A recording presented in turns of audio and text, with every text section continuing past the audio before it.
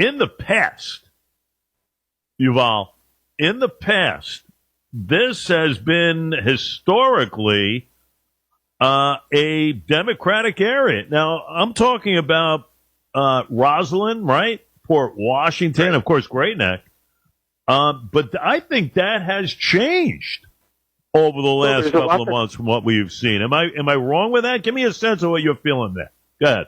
There's a lot that's changing within the political landscape because there's a lot that's changing within our social landscape. One thing that we're facing is that many Jews like me, for example, American Jews like me who have tended to vote Democrat, are feeling politically homeless due to what we're seeing with this horrendous anti-Semitism, including within our own liberal, left, progressive, and democratic communities and within the Democratic Party.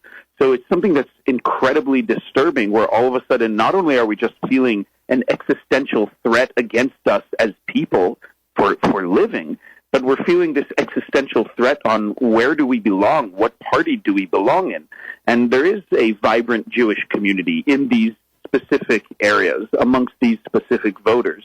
And Mazi, who is Jewish herself and is Israeli and served in the IDF and is registered as a Democrat, she's actually running on the Republican ticket. I think that really represents so much of what is happening within the Jewish community. That's an excellent point. And, just when you think, and you can look at whatever poll you want. Polls are polls. We know that. Does it really translate into actuality? Sometimes it doesn't. We know that. There's been historic elections where, you get a sense of something that was supposed to happen didn't happen. But you make an excellent point here because historically Democrat, as far as the way folks are voting, listen, a lot of people are not happy.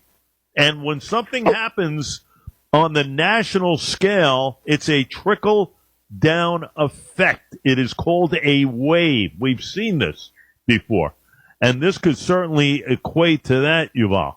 So, in essence, you can't believe everything that you're reading or seeing, even with Tom Swazi there, a very well-known guy, as we have stated a million times here. But in comes Mazi Phillip with an incredible resume, and we look at what has transpired all throughout the country with protests and, Gaza, Palestinian, pro-Hamas college campuses. Well, you know what?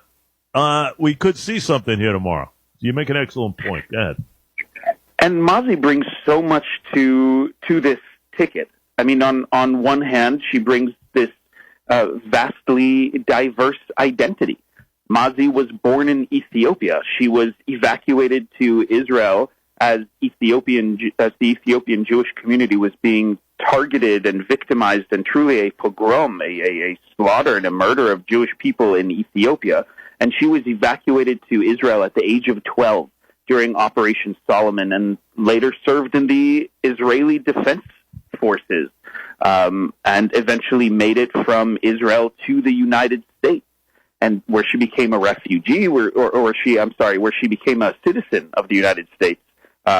Is the mother of 7 children. She has deep ties to Israel and her Jewish faith, and she's a person of color. Like, she really checks a lot of different boxes. She's a strong, smart woman, and I have to say I'm very impressed by her. Now, Tom also, again, for me, from my perspective as a Jewish and Israeli activist, I look at both of them, and Tom has emphasized his unwavering support for Israel, underscoring his history of backing Israel during his time in Congress. And he even just recently was in Israel to see all of the horrors of the October 7th war and the ongoing war and barrage of attacks from Islamist terrorists upon Israel. So when I look at these two people, from my perspective, somebody who is Jewish, who is an Israeli American and cares about these issues, I want to see what are their positions on my specific community. And I think that's what every voter needs to do. No matter which community you're part of, you need to think about who really serves you and your people as best as possible. And right now we're seeing this wave, as you call it, happening across the country because of this rise in hatred that we're seeing, where places that we once thought were safe for all of us don't feel so safe anymore. Yeah, and you look at people who are involved in politics, high-end government type posts, and you say to yourself, well, there should be total condemnation as far as what we have witnessed across this nation over the last couple of months. I mean, 128 days have passed since the attack began on the 7th of October. And, you see who's been front and center, but you have not had total condemnation of some of these acts, which bothers you, which I always say, can always translate into some pretty negative type situations regarding these elections. Elections are won and lost based on events a lot of times, folks. This is one of them. And when you have areas that we just stated, Port Washington, Roslyn, Great Neck, that have always voted Democrat, but based on what we have seen here, people remember, and people want change when it comes to this stuff. Now, the question is, do they actually act upon it? That's the key here. I mentioned earlier, Yuval, that Tom has a brand name, having served in the 3rd Congressional as a Nassau County executive. Listen, he has still said some things, and he has acted upon things, and then try to backtrack, as in the case of the immigration and everything else, some of the policies involved there, which I think can also hurt him in a very big way. But you couple this whole thing, which you bring up, the anti-Semitic approach over the last 128 days or so that we have seen across this nation, well, that could be a turn for the worse regarding Swazi and the outcome. Even though he's ahead in some of these polls here by 3-4 points, it's going to be close either way. But something like this could certainly put Mazi Philip over the top. Yeah, I think this will say a lot for not just for Mazi and people of color and women and people who have emigrated to the United States. Seeing somebody like her even on the ticket is absolutely amazing for so many people. And the thing that is going to make this a tough election is both Mazi and Tom have the proof is in the pudding. They've both done a tremendous amount of community work, which steps beyond their work as typical politicians who are all talk. These are both people who've put a lot of work into trying to help not only the entire region, but their own communities. And I find that impressive. And that's how, when you speak about Tom, he's a very much a known entity because people have seen him do this. But the other thing that we're facing is there are many Democrats who are shifting over to becoming Republican because of what they're seeing, because of the challenges within the Democratic Party. And that is very troubling. I have these conversations with political activists and social activists and people within entertainment and media who are saying the same thing. They're questioning, can they still be Democrat? And they're shocked to say, and even out loud, the things that they're saying because they've been lifelong Democrats and now they see themselves feeling more at home within the Republican Party. No question about it. Yuval, do you think, though, do you think that if this goes by way of Philip, that it could set a tone as far as 2024 is concerned? Because let's face it, all eyes of the nation are on this 3rd Congressional tomorrow. If it goes by way, even though Santos was a Republican and held the seat, and we know about Santos and everything else, right? Maybe it does set a strong tone as we carry on the next couple of months into primaries, even to the end of November.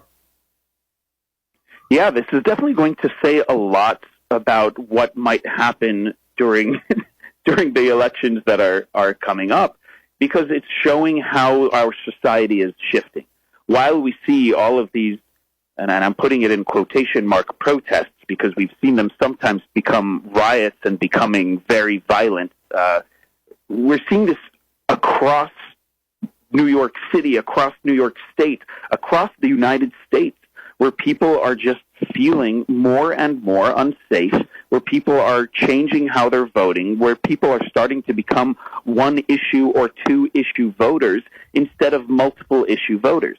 People want to make sure that they're safe on the streets, that they're safe in public, that their kids are safe in schools, that they can focus on, the simple things that they want in life. And a lot of that comes to safety, health, housing, and food. Those are things that are going to really impact these elections. And the safety is a big issue because many people don't feel safe. We're seeing rises in crime. We're seeing rise in vandalism. We're seeing rise in attacks. We're seeing rise in hate on social media, which has started to translate into rise in hate in real life, face to face.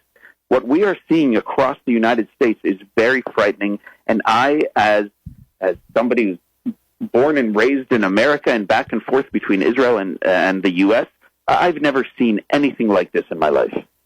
No question about it. Do you feel that the numbers, Yuval, will be there when all's said and done? Are people going to get out there and vote? There's civic duty and everything else. They know what's on the line. Do you think people are fully aware that the eyes of the nation are upon them? Numbers sometimes in special elections, sometimes they do not equate to the importance of that particular election. Do you think it's a different story this go around? I really hope so. It's so important for people to get out and vote. It's always shocking when we look at the percentages of people who actually go out and vote during special elections. So for all of your listeners, go out and vote. It is so important for us as citizens in this country to do our part. We do have an effect on the political system. We do have an effect on who represents us, and we need to vote. So make sure you do it. Yeah, that's the best thing that people are very concerned about, especially the Democratic Party. They are watching what's happening within this election to understand as a litmus test what might happen across the rest of the country. No question. I always say one never has anything to complain about. You're not going to be heard if you don't go out and vote. You have nothing to complain about. So make sure you get out and vote. Yuval David, Israeli American actor, and certainly has a ear to the grindstone as far as that neck of the woods are concerned. And we'll see what certainly transpires on a very important day, very important special election tomorrow. It's great having you with your perspective. Great on your show. And we look forward to another occasion. Thank you so much. Great being on your show and great to connect with all your listeners. Indeed, Yuval David. Ladies and gentlemen, a quarter